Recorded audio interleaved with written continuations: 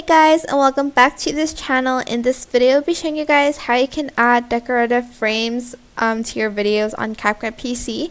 So select stickers once you've added your video to the timeline, and you are going to just select it again, and you are going to find the frame sticker page, and here, as you can see, you can add in a lot of cute frames to your videos.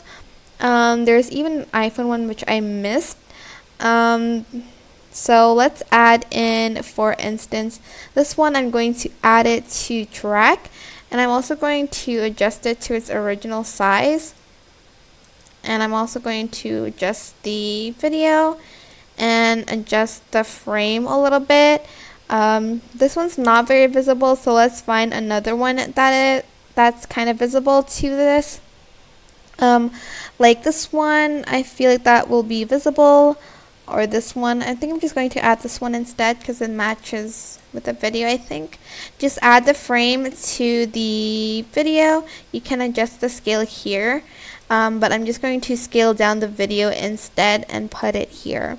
And that is it. Super simple, but I hope this tutorial was helpful for you guys.